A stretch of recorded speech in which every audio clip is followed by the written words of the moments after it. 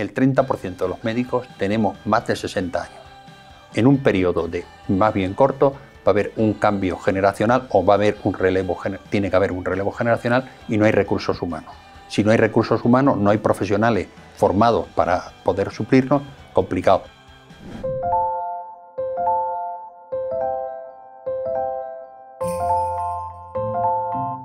Hoy nos visita en Medicina Responsable el doctor Polo, don José Polo, que es el presidente de Semergen, la Sociedad Española de Médicos de Atención Primaria. Doctor, muy buenas tardes y gracias por venir a estar con nosotros en este plató. Buenas tardes, Ernesto, un placer estar con vosotros. Yo tengo una idea del médico de atención primaria, el médico de familia, tal vez un poco romántica, ¿no? Venía a nuestra casa, nos conocía e incluso antes de irse se tomaba un café con mis padres. ¿En qué ha cambiado todo esto de esa cercanía del médico de familia, de ese conocimiento al médico de familia de hoy en día? Yo creo que hemos perdido en toda la medicina, cierta humanidad, cierta cercanía. ¿Por qué? Por los tiempos, por la saturación de las agendas. Entonces, esa cercanía, ese conocer al paciente, sigue existiendo el médico rural, el médico de familia, pero por falta de tiempo no somos tan cercanos y no podemos tomar el café o visitar a tantos enfermos como quisiéramos. ¿Qué es el médico de familia? ¿Conocemos lo que es un médico de familia? Yo pienso que se ignora bastante lo que realiza y hace el profesional que un paciente tiene delante cuando visita a un médico de familia. El médico de familia es un especialista en medicina de forma transversal. Lo que es especialista en medicina familiar es que todas las patologías del enfermo, en su conjunto, el médico tiene que conocerlas. Además, para tratar procesos desde sencillos o banales a procesos, tener la capacidad de discernir si se encuentra ante una urgencia, algo grave que debe en cualquier momento derivarlo. Además, también iniciar el estudio de muchas patologías o una presunción diagnóstica de patologías más graves. ¿Y por qué este desconocimiento y ese, digamos, desarraigo entre la población o falta de visibilidad, incluso de prestigio que se tenía antes del médico de familia? ¿Qué ha pasado? Yo creo que, sobre todo los últimos años, se ha ido perdiendo por la gran masificación y la gran saturación del sistema sanitario. No podemos atender al paciente teniendo una agenda de 60 a 70 pacientes, hemos perdido. Y lo de estos 2 últimos años con la pandemia pues ha sido tremenda porque esa cercanía al paciente la hemos perdido por la atención telefónica. ¿Y se ha perdido valoración del médico de familia? Como médico, sí, especialista, que también sí, lo es. Es especialista, pero se le ha perdido valoración porque el médico de familia no tiene capacidad de resolución de muchas de las patologías y se ve a ser un mero tramitador de informes para un segundo nivel donde se le puede realizar las pruebas diagnósticas al paciente. Hemos hablado un poco por encima ya de algunos problemas que salen, pero tal vez lo primero de todo que había que incidir, por tanto, es que hay que hacer algo. Igual el médico de familia, el sistema se ha quedado obsoleto, igual hay que hacer un plan diferente que permita que tenga otro papel en la sanidad Desde pública. luego que la atención primaria tiene que ser reformada. Tiene que ser reformada y tiene que haber una apuesta, como hubo una apuesta de transformación de nuestro sistema sanitario en el que hemos participado muchos profesionales en los años 80 y 90. Se apostó por la transformación de la atención primaria y se invirtió en atención primaria. Hay que invertir en atención primaria y conseguir que la atención primaria vuelva a ser atractiva y resolutiva. ¿Alguien va a trazar ese plan? Eso tiene que tener un plan, hay un problema estructural, que no es un problema coyuntural. Vamos a ver el plan. Nosotros como sociedad científica, Semergen, hemos planteado ideas importantes, consensuadas también con las distintas fuerzas políticas, pero se necesita una ejecución. La ejecución tiene que ser por los gestores, por los políticos o por los que nos dirigen en nuestra nación, ¿no? En nuestro país. Y se necesita una voluntad, y además de una voluntad, una inversión económica importante sobre ello. Se anuncia alguna vez tanto que el Ministerio de Sanidad como las comunidades autónomas estaban poniendo en marcha o estudiando ese plan de atención primaria. ¿Cuentan con ustedes para saberlo? Pues hace 2 años, antes de la pandemia, se presentó un plan de actuación en la atención primaria. Estamos muy acostumbrados a que los planes sean de lectura única, no se pregunte a todas las sociedades científicas, no se pregunte a los profesionales que somos los que vivimos el día a día, se hacen desde despachos y lo importante luego es implementarlo. Y para implementarlo se necesita voluntad política, presupuesto y consensuarlo con los profesionales. Es que se puede hacer muchas cosas en un despacho, pero los que pisan la realidad, los que saben las carencias, lo que necesitan realmente, el dinero que les falta, son ustedes. No tiene mucho sentido que lo hagan sin ustedes. Desde luego. No se puede decir y anunciar a bombo y platillo, voy a vacunar en 13.000 puntos, eso lo decimos cualquiera, son los puntos de atención continuada y consultorios locales, si después no se mandan vacunas o no se pregunta al profesional cómo lo va a hacer. Vamos a hablar de dinero, porque para hacer las cosas hay que tener dinero. Sin dinero no hay ninguna posibilidad de tener una buena atención primaria. Da la impresión, además, que a nivel político han perdido ustedes, digamos, relevancia en las prioridades del sistema sanitario. ¿En qué punto se encuentran? ¿Dónde se encuentra el dinero? ¿Cómo les financiarían a ustedes para que puedan avanzar en ese plan de futuro? Empezamos porque la inversión en atención primaria es una media de un 14%. Por mucho que ahora se quieran colgar medallas a algunos que están en el 18 o están en el 11. Pero la mayoría de las comunidades invierten en atención primaria menos de lo que estamos presionando o pidiendo desde hace años, que debería ser un 25% del presupuesto en sanidad. Un 25%. Y la media en España es un 14%. Algunas de un 16, 17, otras de un 11%. La inversión. Pero además hay que valorar otra cosa también como sociedad y como profesionales. España es un país que por nuestro Producto Interior Bruto invierte el 6,5% si llega en sanidad. Entonces habrá que aumentar también a los que invierten otros países de nuestro entorno, un 2% o un 3% más. Si además de esa poca cantidad que ya invertimos como sociedad y como país en sanidad, en atención primaria estamos en un 11 o un 14%, ¿qué dinero es? Muy poco. ¿Y ese dinero a dónde iría? ¿A qué necesidades concretas? Porque además de dinero hacen falta recursos humanos. Lo primero que hay que valorar es empezar a valorar la inversión en aumentar la capacidad de resolución. Que el médico no tenga trabas administrativas para poder prescribir ningún fármaco, el médico de atención primaria o médico de familia, que además pueda prescribir o indicar al paciente cualquier prueba diagnóstica, sin tener trabas que no puede solicitarla. Me refiero a resonancias, tomografías OTAC, muchas pruebas diagnósticas que están limitadas y de forma dispersa en nuestro país. Hay comunidades que sí, centros que sí, áreas que sí, tenía que ser homogénea en toda España. Y además también para eso aumentar la formación de los profesionales sanitarios en médicos de familia para que aumentar su capacidad de resolución, y sin duda se necesita invertir dinero en ese tipo de medidas de forma muy importante y en la cuantía necesaria. Y hay problemas también de número de médicos. Además se van a jubilar ahora muchísimos médicos. Hablamos ahora de recursos humanos. Claro. Recursos humanos, hay que hacer un plan estatal, nacional, de que no sea una competencia entre unas comunidades y otras, para que el recambio generacional que se va a producir, se está produciendo, quede solucionado. Tenga en cuenta que el 30% de los médicos tenemos más de 60 años. En un periodo de más bien corto va a haber un cambio generacional o va a haber un relevo, tiene que haber un relevo generacional, y no hay recursos humanos. Si no hay recursos humanos, no hay profesionales formados para poder suplirnos, complicado. Pero es que si la atención primaria no es atractiva o nuestro sistema sanitario no es atractivo por la capacidad de resolución, y porque, también hay que decirlo, los honorarios del profesional sanitario en España es menor, pues el profesional bien formado, que se forma bien en España, se va a ir a otro sitio donde le paguen mejor. De hecho, se están yendo, es decir, están muy bien formados. Por cierto, se gasta mucho dinero en la formación de un médico de cualquier especialidad para luego irse al extranjero, porque él puede cobrar 3, 4, 5 veces más. Desde luego. A mí me hacían una oferta hace poco que en Francia cobraría, al sur de un país europeo, Francia en concreto, 12.000 euros mensuales, cuando en España no llega nadie a 3.000 euros. Hemos esbozado cantidad. Hemos esbozado el problema, pero ¿cuál es la solución? Es decir, si necesitamos médicos, ¿de dónde los sacamos? Porque en el MIR han quedado 90 plazas vacantes, probablemente porque no ilusiona ser médico de familia. Sí, ¿Por qué no ilusiona y por qué hay plazas y dónde las sacaremos? ¿Cuál es la propuesta? Si no reformamos la atención primaria antes, no va a ser atractiva la atención primaria.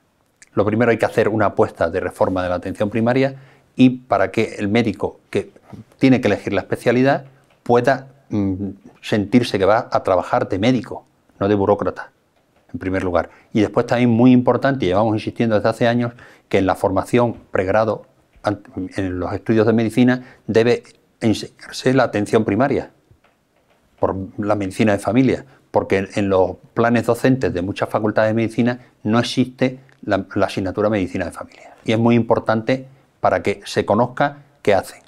Me voy a llevar a un contrasentido, ¿no? Aquí se suele decir, la atención primaria en España es maravillosa. Bueno, pero tiene muchos problemas, o igual no está maravillosa. Y segundo, 5 minutos por paciente es también condicionar mucho la propia atención primaria, ¿no? Vamos a ver, nuestro sistema sanitario público, que lo hemos construido entre todos, también la sociedad en sí, es un sistema sanitario ejemplar, lo ha sido. Ahora bien, las costuras con la pandemia han saltado, y además también hay unas carencias y unos problemas. Yo creo que, y vengo insistiendo desde hace unos meses, que tenemos que transmitir no solo los problemas, sino soluciones. Y las soluciones deben ser apostar por la atención primaria, insistir que la atención primaria somos imprescindibles en el sistema sanitario público, y creo que en ese camino es el que debemos trabajar todos para que ilusionar a ese médico joven que pueda elegir la especialidad de medicina de familia. Claro, luego va el desarrollo del día a día. Usted ha dicho que la burocracia le suele comer, pero 5 minutos por paciente es muy difícil poder entender Desde luego las necesidades del paciente. O sea, 5 minutos por paciente es una aberración. Y esos 5 minutos hace que a veces necesiten 2 o 3 días para conseguir la cita, con lo cual tampoco van al médico de atención primaria. Claro. Lo más fácil, cogen la puerta del hospital y por lo tanto ya el sistema ahí no tiene sentido, que la atención primaria y la atención hospitalaria no trabajen conjuntamente, por lo menos en este primer inicio, ¿no? Para que el médico de familia sea utilizado como tal, que evite los diagnósticos en los hospitales, las pruebas que a veces son totalmente innecesarias. Desde luego que los 5 minutos llevamos trabajando años por la plataforma 10 minutos, mínimo por paciente, las agendas no pueden ser las que son, la carga burocrática, pedimos y estamos exigiendo lo que se llama una gestión integral de la demanda asistencial. ¿Usted a qué viene? Viene porque estoy enfermo, me duele la garganta o no respiro bien, debe ser visto por el médico. Pero si viene por un justificante, un papel o un mero trámite administrativo, para eso que lo soluciona administrativo. Entonces la gestión integral de la demanda es muy importante y debemos intentarlo. Y después el sistema, claro, si el médico de familia tiene lista de espera, cosa que está ocurriendo cada vez más y yo lo considero pues un verdadero problema y gordo por parte de la atención primaria, no puede acudir, que acude al servicio de urgencias. Y el servicio de urgencias pues satura las urgencias. No puede verse patologías urgentes muchas veces, deben ser patologías que pueden ser atendidas por el médico de familia y no lo son, y entonces está generando que el proceso y el sistema se está viciando. ¿Y cuál es la solución? Pues en primer lugar, aumentar la dotación en atención primaria, más recursos humanos, más profesionales y la gestión integral de la demanda asistencial. A mí me da la impresión de que la prioridad política, cuando menos, son los hospitales y no la atención primaria. Desde luego. Claramente, y desde las transferencias sanitarias, lo comenté al principio, la apuesta por la atención primaria y la mejora del sistema sanitario fueron los años 80-90. Desde entonces y posteriormente, con la transferencia total a los sistemas de salud y la gestión por las comunidades autónomas, ha sido un aumento del hospitalismo de forma bestial. ¿Y eso Semergen cómo lo combate? ¿Con quién habla? ¿Qué cauces de solución empieza a buscar? Pues Semergen está buscando generar debate. En nuestro último congreso en Zaragoza, el año pasado, hicimos una mesa de reconstrucción del sistema sanitario, donde postulábamos entre partidos políticos, profesionales sanitarios y gestores, médicos que están en este momento en las gerencias de los servicios de salud, soluciones, y tenemos un decálogo claro, ¿no?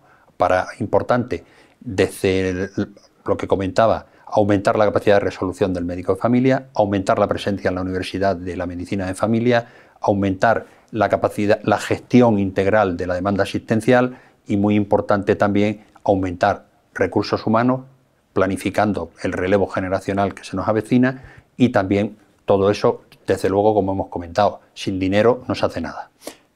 El actual modelo de atención primaria viene, creo, de los 80. El mundo ha cambiado, la vida ha cambiado, la gente ha cambiado, pero sin embargo el modelo de la atención primaria no ha cambiado. Decíamos que necesitamos un modelo nuevo, pero los primeros pasos para ese modelo nuevo, ¿quién los está dando y qué resultados están teniendo? Pues los primeros resultados es que los políticos, nuestros gestores, dicen que sí, que somos la puerta de entrada, pilar fundamental, pero después no se plasman los presupuestos generales del Estado, ni en los presupuestos de los servicios de salud, por un lado. Por otro lado, creo que no se está haciendo un análisis ni preguntando a los profesionales tanto como debía de hacerse. Entonces, lo que comentábamos hace un momento, si difícilmente podemos implementar una medida si aquel que tiene que ejecutarla no se le ha preguntado cómo. ¿Cuál es el papel que les han dado en el Sistema Nacional de Salud? Pues en este momento, tal y como está funcionando la atención primaria, cada día más burocracia, ser burócratas, secretarios del paciente, deme usted un volante, hágame usted un volante o deríveme usted a nivel hospitalario. Es difícil entender lo que usted nos cuenta, porque la idea que teníamos todos del médico de familia es eso, la puerta de entrada a la sanidad, y además a los pacientes nos molesta que dentro de los cupos nos cambien al médico muchas veces, es decir, no tienes a tu médico continuamente, que ya sabes que un médico que te conoce perfectamente, desde luego prolonga Si no tu vida, al menos sí tu calidad de vida porque te conoce. Eso también para el paciente, yo como paciente me parece un problema que también alguien tendría que considerar, ¿no? Es muy importante. La confianza que genera un médico a sus pacientes posiblemente cure más que muchos tratamientos. Porque la confianza y la seguridad con que el paciente acude al profesional que conoce, a esa continuidad asistencial, es importantísimo. Y debido a las grandes rotaciones, a las bajas, a los problemas que hay, pues se está perdiendo esa continuidad asistencial en muchas ocasiones y el paciente pues se le genera intranquilidad. Y cuando al paciente se le genera intranquilidad, ¿qué ocurre? Que el paciente, además de ir por la mañana al médico, va por la tarde a urgencias, a lo mejor de su propio centro de salud. Y si no queda contento, no tiene confianza en el profesional que la atiende, se va a urgencias del hospital. ¿Por qué? Porque al paciente hay que explicarle, hay que educarle y hay que generar confianza. Decía Galeno que cura mejor el que tiene la confianza de la gente. Estoy seguro, pero usted define también la enfermedad, el diagnóstico, pero el tratamiento, lo que no acabo de entender, ¿por qué no lo pone en práctica nadie? Porque creo que estaríamos todos de acuerdo en lo que usted ha dicho y las necesidades que tiene la atención primaria de dinero, de recursos humanos, de organización, y sin embargo, parece ser que a pesar de todo... ¿Qué vende más? ¿Inaugurar un acelerador lineal en el hospital y rodeado de toda la prensa de tercera generación, o poner 3 médicos en Casares de Urdes, ahora que está ardiendo a las Urdes, o un profesional sanitario allí? ¿Y qué es más importante?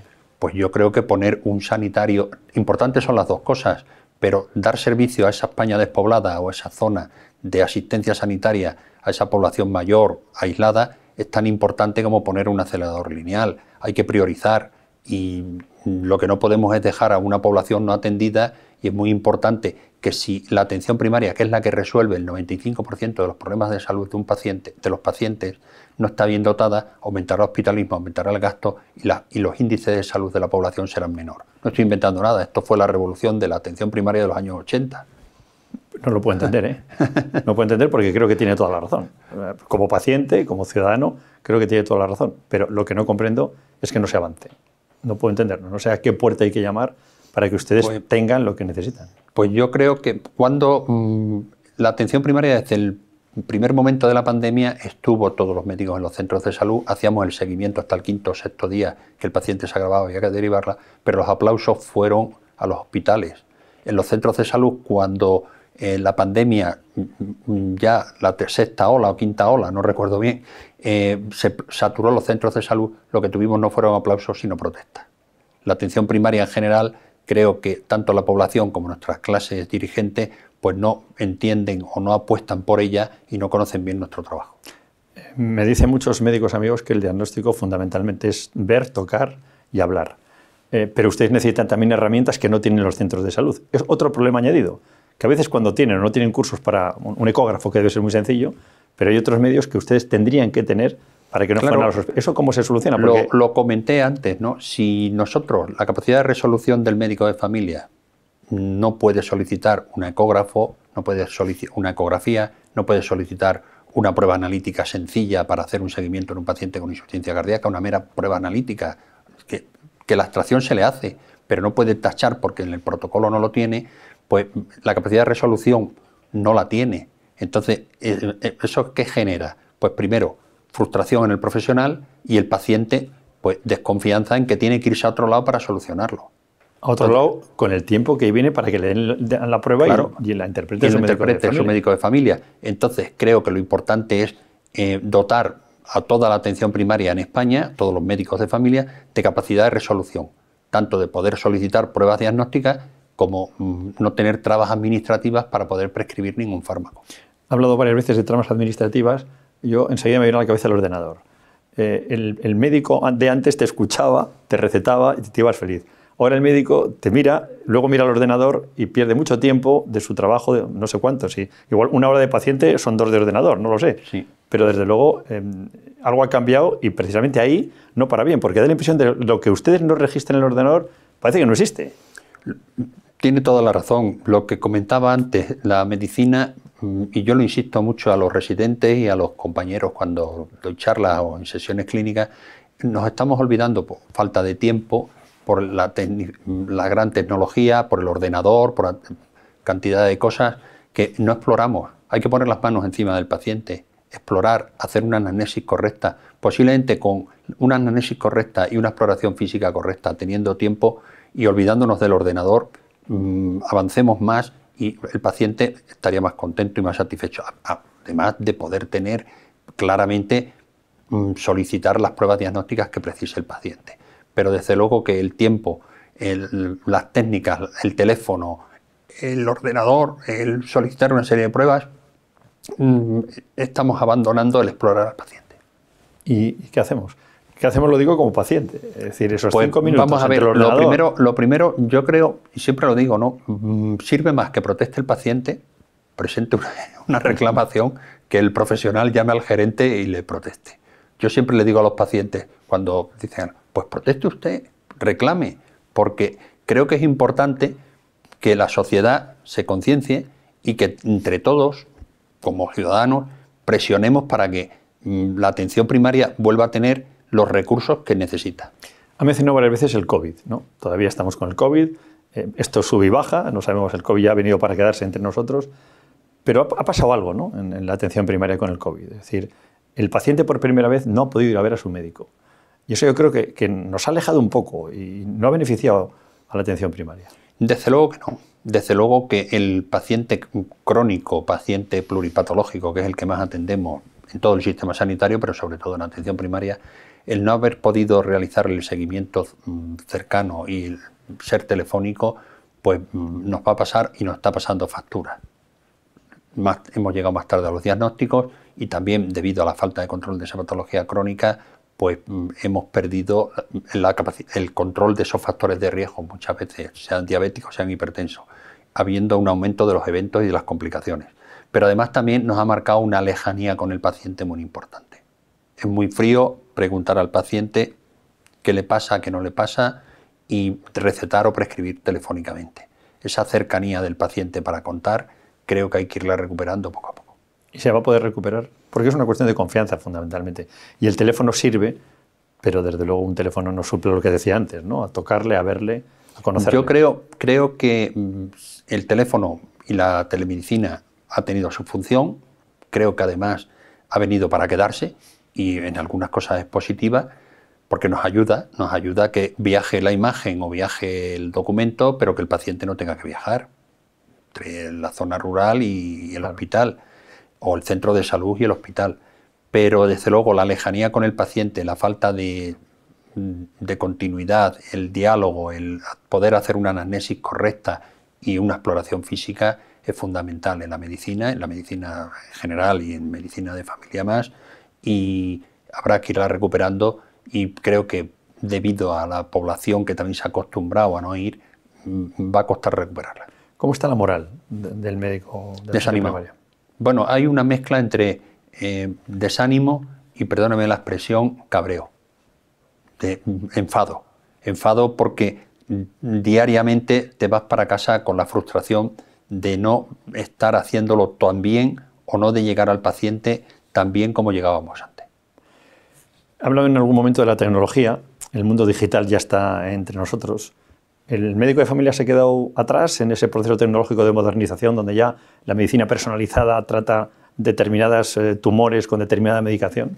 ¿Estamos muy lejos de eso? Yo creo que no. El médico de familia es un profesional altamente cualificado que lo único que conoce perfectamente las técnicas diagnósticas, lo que pasa es que no puede solicitar algunas técnicas diagnósticas por trabas administrativas de un TAC, una resonancia. Puede ser solicitado por un neurólogo, un cardiólogo, un especialista a nivel hospitalario, un especialista de centros de salud. No. Además, con una disparidad enorme. Hay centros de salud en España, de determinadas áreas, que sí pueden solicitarlo y en otras no. Lo que pedimos es que pueda solicitarse por todos los médicos de atención primaria en todo el Estado la prueba diagnóstica que precise el paciente cuando la precise. ¿Hay diferencias entre las comunidades autónomas? Muchísimas. ¿Y por qué? Pues porque cada comunidad autónoma prioriza la inversión donde quiere, y no solo de una comunidad autónoma a otra, es que dentro de una propia comunidad autónoma hay diferencias de unas áreas sanitarias a otras. ¿De qué se quejan los médicos de familia cuando hablan con usted, presidente de Semergen? Pues primero, de la falta de tiempo con el paciente, de las trabas que hemos comentado a la hora de poder solicitar alguna prueba diagnóstica, trabas de poder prescribir algún fármaco y sobre todo trabas a la hora de solicitar formación. Muy importante. Eso le voy a preguntar, la formación. ¿Cómo se suple esa deficiencia? Pues con buena voluntad, poniéndola entre todos y por compañerismo la mayoría de las veces, supliéndonos los compañeros a la hora de duplicar las consultas para que otro compañero pueda ir a un congreso, pueda ir a una jornada o se pueda ir de vacaciones. ¿Durante la COVID se sintieron en algún momento como el muro de contención de una epidemia que no conocíamos y de repente desaparecieron? Fuimos ignorados, no desaparecimos nunca. Estábamos ahí desde el primer momento. Lo que pasa es que fuimos ignorados porque el paciente, debido al COVID y lo agudo que era la enfermedad, se derivaba al cuarto o quinto día. En aquellos pacientes que era pertinente derivar. Pero desde el primer momento hemos estado, todos los médicos de familia, en los centros de salud, y recuerdo a la mayoría de los compañeros que no teníamos equipos de protección individual con bolsas de plástico en los centros de salud atendiendo patología respiratoria aguda, que era COVID el 90%. ¿Y entendían cuando los pacientes decían que se sentían un poco abandonados por ustedes, que ya no iban a sus consultas y no pueden hablarles? Yo entiendo que el paciente dijera eso porque existió una limitación de poder ir al centro de salud, pero también existía una limitación de poder salir de su casa. Estábamos confinados y un confinamiento muy duro. Entonces ese aislamiento y esa falta de cercanía posiblemente a nivel rural se notó menos porque el médico o atendíamos a los pacientes telefónicamente, teníamos más tiempo o podemos tener más tiempo, pero a nivel urbano posiblemente el paciente sí notaba que había un muro de no poder ir a ver a su médico. Mucha gente joven que hace la especialidad de médico de familia termina en urgencias. Y aquí ya hay un grupo de médicos, algún sindicato, que quiere tener su propio servicio de urgencias. ¿Por qué los médicos de atención primaria van a urgencias? Pues porque se le ofrecen contratos mucho más mejores, entran en unos turnos más cómodos y además pueden tener una capacidad de resolución o de desarrollo profesional mejor que teniéndola como médico de familia en un centro de salud. ¿Y la vocación? Pues pienso que la vocación... Mire, le voy a decir una cosa. Creo que la vocación en medicina se ha perdido algo en general porque ahora son expedientes, no vocacionales. ¿Quién entra en medicina? Los mejores expedientes. Se pierde un poco esa gran vocación. Entonces, la vocación es importante, pero estamos viendo que a la hora de solicitar pruebas o plazas MIR de determinadas especialidades, pues también dice uno, bueno, ¿qué vocación puede tener uno para ser esta especialidad y no otra? Yo pienso que es por lo atractivo que pueda ser y su capacidad de resolución y el sentirse útil. Y los médicos de familia en los centros de salud vamos para casa, como decíamos antes, muchas veces frustrados de no habernos sentido útiles esa mañana. Lo hemos mencionado por encima antes, y cómo incentivar a esta gente joven que deja vacantes las plazas de médico de familia y busca en los números del MIR, lo primero que se elige es, permítame, lo más fácil tal vez y lo que económicamente es más gratificante. Dermatología, oftalmología, en fin. Sin duda alguna. Lo primero, reformar la atención primaria. No podemos pensar que un médico de familia o un médico va a elegir familia si lo que le estamos diciendo es que en la atención primaria se va a pasar un 75% del tiempo de la mañana rellenando papeles, que va a tener una agenda de 60 pacientes, 5 minutos por paciente. Si no reformamos, difícilmente. Hay que reformarla. Y hay que buscar cómo cambiar para que el médico de familia pueda en cualquier momento, o el estudiante de medicina, decir, yo como médico de familia voy a ser un profesional que voy a resolver problemas, y problemas importantes. Y además soy el profesional, junto con medicina interna, que ve al paciente transversalmente en todo. Un cardiólogo sabe de cardiología, un nefrólogo de nefrología, pero el médico de familia, las dos únicas especialidades que ven al paciente en un todo, a nivel hospital, en medicina interna, y el médico de familia bastante más patología que el médico internista. El médico de familia, dermatología, oftalmología, debe conocer todo de todo. El médico de familia está mal pagado, es una obviedad, y eso es muy difícil que se pueda corregir, porque además de hacer dinero, en la administración hay baremos, hay categorías, y es muy difícil salir de esas categorías. Pero es que además, si el médico de familia funciona bien y la atención primaria funciona bien, ahorra muchos costes al sistema sanitario, porque no tendrían que acudir a los especialistas. Desde luego que la atención primaria es coste efectiva. Resuelve el 95% de los procesos o de los problemas de salud de forma mucho más barata que cualquier paciente que entra por una puerta. el hospital, el paciente que acude a urgencias tiene un coste muchísimo mayor y además las pruebas diagnósticas que puedan ser desarrolladas o cuando hay un ingreso, una cama hospitalaria tiene un valor determinado enorme y es mucho más barato, pero se necesita invertir en atención primaria, estamos insistiendo en ello, y además que los médicos de familia o los médicos jóvenes puedan elegir la especialidad o elijan la especialidad. De las quejas que yo oigo, que recojo, le contaba una antes, es el poco tiempo y que te daban cita para varios días después, que si te duele la garganta igual ya o se te ha pasado o te has ido a un seguro privado, que esa es otra historia de la que podríamos hablar. Pero fundamentalmente lo que no se acaba de ver muy bien es cómo conseguir que lo que hemos estado hablando nos lleve a esa reforma en la que acabamos cada vez que usted está diciendo algo desde que hemos empezado esta conversación. Yo creo que la forma de llegar, como presidente de una sociedad científica, es generando, primero, foros de debate donde los profesionales aporten sus ideas y además después intentando concienciar a pacientes, sociedad en general y a la clase política, que no dejan de ser muchos de ellos médicos y médicos de atención primaria los que ocupan esos cargos, que hay que invertir en sanidad y es un compromiso. Hace poco anunciaban un aumento de presupuesto en comprar tanques enorme. En sanidad, después de lo que estamos viendo y después de COVID, no se ha hablado de aumentar el presupuesto en sanidad 2 dígitos o 3 dígitos, como comentábamos. ¿Y usted cree que es posible que esto que le decía antes, que está tan bien diagnosticado, se pueda llevar a la práctica? Porque llevamos desde el año 80 y tantos, estamos en el 2022 y esto no es nuevo. Mire, Ernesto, yo sinceramente vengo diciendo desde el Día de la Atención Primaria, en distintos foros, que no vamos a tirar la toalla. Semergen nació hace 50 años en un ambiente rural, en un ambiente donde la medicina, el desarrollo era mucho más precario que lo que tengamos ahora. Hemos contado hace poco en un foro donde pasábamos consultas, hemos pasado consultas en carboneras, hemos pasado consultas en sitios mal dotados. Eso se transformó porque gente de la generación que fundó Semergen hizo que se transformara. Se creó la especialidad de medicina de familia en los años 80 y estamos donde estamos.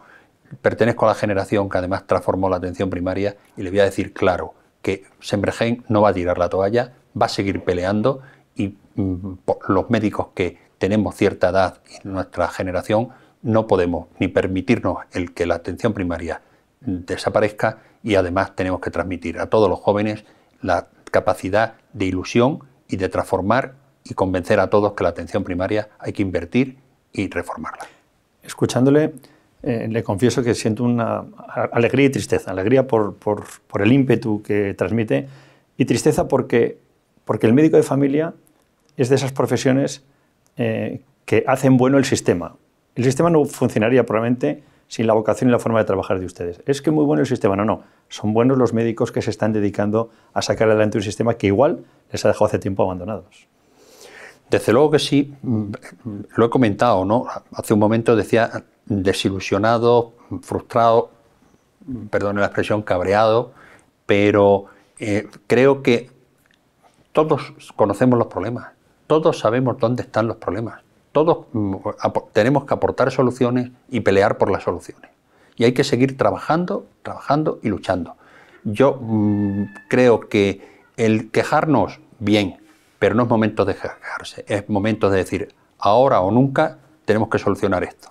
Porque sería muy triste que el trabajo realizado en una vida profesional de 30 años, de muchos de los compañeros como llevamos, ver que nos vamos y dentro de unos años que estemos jubilados, no tener un médico de familia al que poder ir. Ahora o nunca, es un eslogan precioso.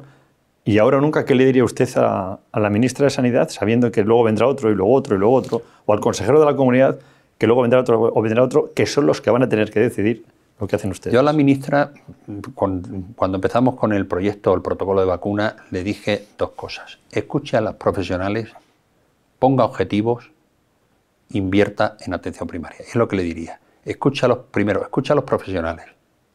Profesionales que le van a transmitir sensatez, le van a transmitir los problemas y posiblemente le aporten soluciones. Escúchelo lo primero. Segundo, crea en ellos y apueste por la atención primaria. Y una vez que apueste por la atención primaria, vaya al Consejo de Ministros y diga, señor, y a las comunidades autónomas, diga, señores, el presupuesto en sanidad para los próximos años va a aumentar progresivamente de aquí a 5 años en 1 dígito, 2 dígitos o 3 dígitos. Nos vamos a igualar a Alemania, nos vamos a igualar a Francia, países que invierten bastante más en sanidad. Y de esa inversión en sanidad vamos a intentar que el 25% sea un presupuesto finalista, vaya a atención primaria. Se lo voy a preguntar de otra manera porque lo he hecho en varias ocasiones. ¿Pero usted realmente cree que le van a hacer caso? No, sinceramente no. O sea, pero no voy a tirar la toalla. Vuelvo a decir que vamos a seguir insistiendo porque cuando insistíamos, o insistieron en los años 70, insistíamos cuando estábamos las 24 horas, yo trabajé 24 horas, pedíamos el centro de salud, se construyeron los centros de salud, nos integramos en los centros de salud, se empezó a hacer extracciones en vez de en el hospital de referencia que había que irse 30, 40 kilómetros, tenemos extracciones en los centros de salud 1 o 2 veces por semana o todos los días de la semana, tenemos capacidad de poder realizar electrocardiogramas, tenemos desfibriladores, tenemos una serie, tenemos otoscopios, tenemos fonendoscopios, que antes todo eso lo teníamos que tener propio nuestro, de nuestro bolsillo, todo eso lo tenemos y lo hemos conseguido y se consiguió. Pues ahora creo que de la situación aquella que era mucho más carente, mucho más penosa, pasamos a lo que tenemos. Pero lo que tenemos hay que mejorarlo y creo que si entre todos presionamos, todos lo conseguiremos. Usted es un hombre de fe, de mucha fe. Hay que luchar por ello, si no, no sería médico de familia, ¿no? Yo quiero seguir recordando a ese médico de familia, don Cipriano, que llegaba a casa, una voz de trueno, decía, hola, ¿dónde está el enfermo? Y el enfermo casi se curaba, ¿no? Pues a mí me gustaría recuperar esa imagen, que es una imagen muy bonita de nuestra infancia y muy bonita del médico de familia, que espero que la podamos recuperar. Desde luego que hay que tener cercanía al paciente y el médico debe recuperar tiempo para poder hablar con el paciente.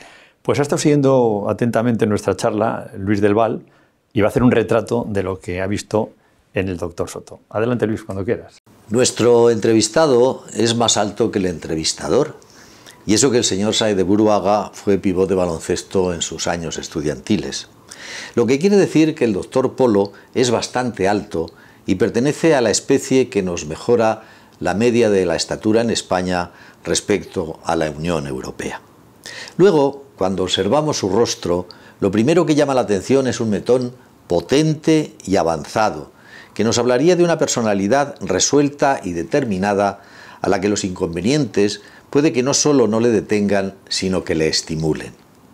Este hombre, especializado en tratar a los heridos de la vida, a los enfermos, lo ha sido él también, y en su frente quedan las huellas de ese momento en que estuvo en la trinchera del quirófano, como paciente, en una lucha a vida o muerte, de la que, como en todas las batallas, quedan las correspondientes cicatrices. Cabe pensar que esa experiencia le debe proporcionar la vigencia de una visión global, y así parece que es porque al principio de la entrevista, cuando he definido al médico de atención primaria, no ha dudado en utilizar el término transversal, recordándonos que el médico de familia es el profesional de la medicina que siempre observa al paciente como un bosque sin que un determinado árbol le oculte el conjunto de ese bosque. Y ya que hemos recordado a Ortega y Gasset, hay un pozo filosófico en sus propuestas, donde ha puesto de manifiesto que el pensamiento y su dueño están por encima de la tecnología, que tanto nos ayuda, pero que podría convertirnos a todos en meras unidades de un sistema robótico. Pues así le ha visto el doctor del Val. Muchas gracias. Gracias a usted, doctor. Y me quedo con una última pregunta, con las ganas. No sabía si hacérsela, pero se va a hacer. ¿Entiende que muchos de los suyos lo dejen? Vamos a ver, lo entiendo, pero no lo comprendo. Porque si uno ha supuesto un esfuerzo enorme de llegar y trabajar, a mí, y veo relativamente cercana a mi jubilación, me da pena dejar a mis pacientes. No nos va a dejar nunca, está claro. Uno es médico hasta que se muere. Doctor, muchísimas gracias por estar con nosotros y desde aquí, por supuesto, cuenten con el total apoyo de Medicina Responsable al entrañable, al necesario, al imprescindible médico de familia, médico de atención primaria. Muchas gracias. Yo creo que hemos perdido en toda la medicina, cierta humanidad, cierta cercanía. ¿Por qué? Por los tiempos, por la saturación de las agendas. Entonces, esa cercanía, ese conocer al paciente, sigue existiendo el médico rural, el médico de familia, pero por falta de tiempo no somos tan cercanos y no podemos tomar el café o visitar a tantos enfermos como quisiéramos.